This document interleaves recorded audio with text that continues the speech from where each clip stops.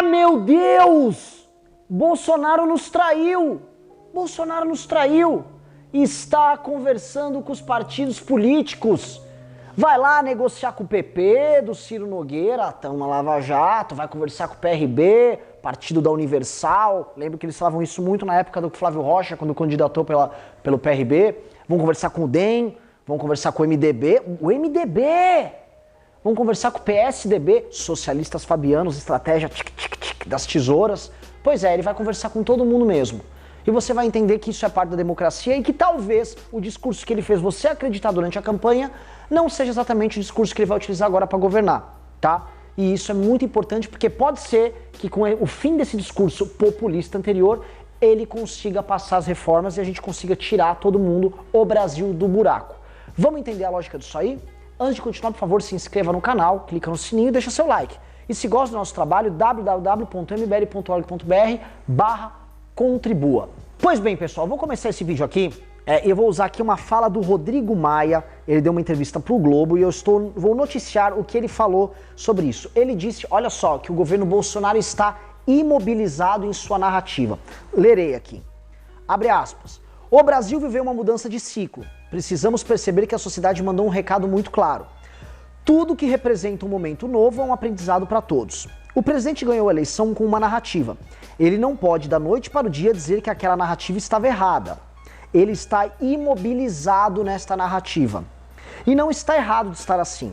Ele precisa fazer a narrativa virar realidade, compreendendo que todos os 513 deputados também estão legitimados pelo voto, como ele está. E que o governo, para fazer grandes reformas, precisa governar com o parlamento. Pois bem, meus queridos amigos, o que o Rodrigo Maia quis dizer? Ele quis dizer o seguinte, que o discurso que elegeu o Jair Bolsonaro presidente não é, dentro de uma democracia, suficiente para fazer com que ele tenha maioria para apresentar e aprovar os seus projetos. Você entendeu?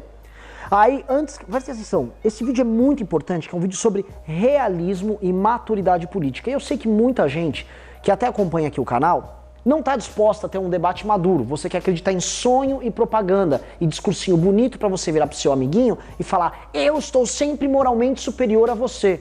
Quando, na verdade, na política vai ter momentos que você não necessariamente vai estar, vamos dizer assim, com um discurso mais bonito, mas eventualmente você está fazendo o que é mais certo, tá? E, de certa forma, o Jair Bolsonaro e o grupo político dele cultivou um discurso populista, irresponsável e antipolítico ao longo dos últimos anos. E esse discurso está sendo jogado agora na cara dele. Esta é a narrativa que o Maia está utilizando, inclusive, quando o Maia fala, olha, a narrativa que está imobilizando o Bolsonaro é essa, é a narrativa, é a retórica que ele utilizou na campanha, que é uma retórica que ele não governa. O primeiro ponto, a gente começa pelo final da fala do Maia, que é bem interessante, tem que pegar nas entrelinhas. Ele avisa, Bolsonaro tem que manter a narrativa, mas ele tem que adaptar com 513 deputados que também foram eleitos pelo voto. E é fato, tá? Se Bolsonaro ganhou, ele teve 57 milhões de votos, ele ganhou a eleição pro executivo, no legislativo, o PSL, ele tem 52 deputados, ele fez aí coisa de pouco mais de 10% dos deputados da casa. Ou seja, você ainda tem 90% de outros deputados que foram eleitos com outros discursos, representando outras visões de mundo, representando outros projetos políticos.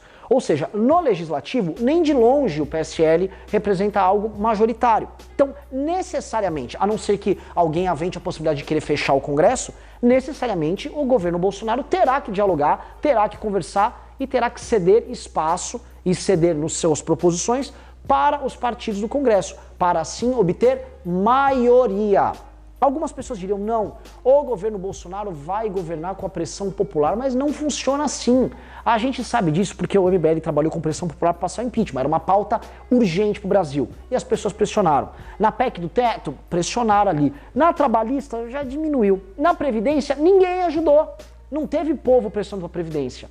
Até porque muita gente vai fazer um cálculo, tá, legal, o governo tem que andar, tá, mas eu não quero me aposentar aos 65, não, eu queria continuar me aposentando agora que não tem idade mínima, né? Muita gente faz um determinado cálculo, muita gente se escolhe em desculpas que são arrumadas para que elas não precisem fazer certas pressões que atingem elas.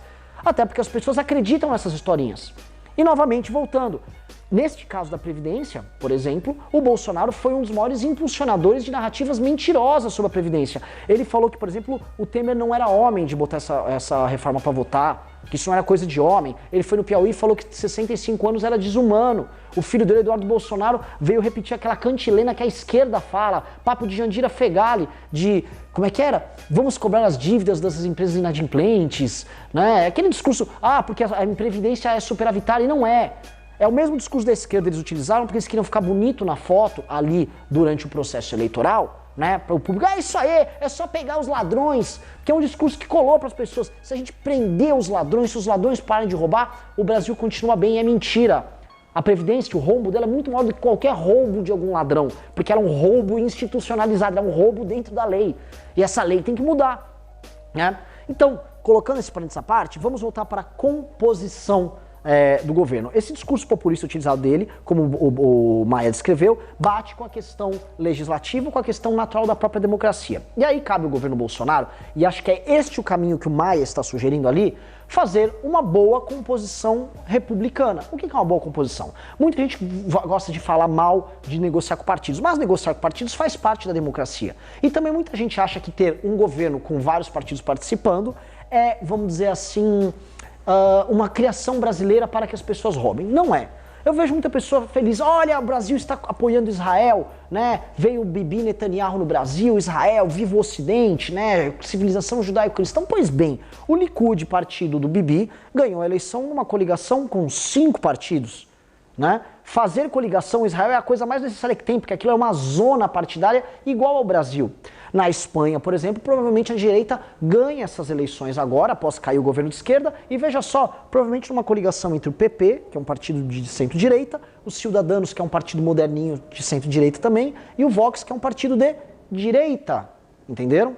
E em outros países acontece a mesma coisa. Na Itália, o Cinque Stelle e o movimento da Liga do Norte, mudou o nome, não sei o que do Norte lá, fizeram uma coligação para obter a maioria agora no parlamento e ter o governo novo. Fazer boas coligações programáticas, isso é coisa de país de primeiro mundo.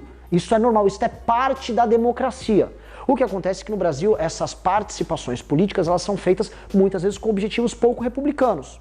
E você pode obter boas participações, boas interações entre líderes de partidos com o governo, obviamente se você conseguir fiscalizar, se você conseguir fazer um trabalho bacana de não botar vagabundo lá dentro, e saber fazer um arranjo, uma engenharia para permitir que isso aconteça.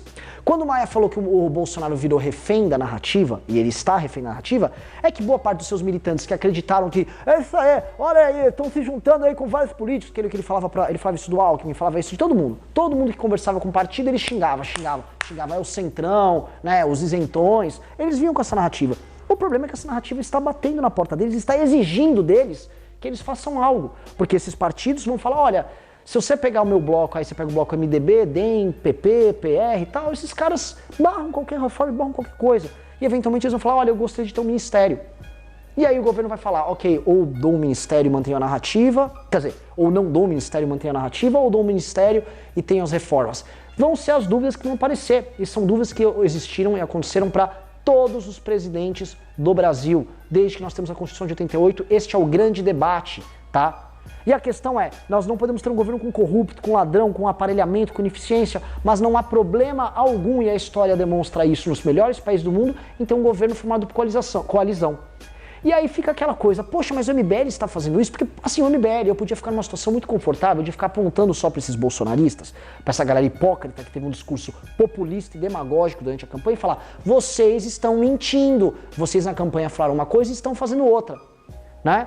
Pra fazer o quê? Pra estimular aquelas pessoas que acreditam em qualquer historinha, né? Falar, poxa, eu fui usado, mas não.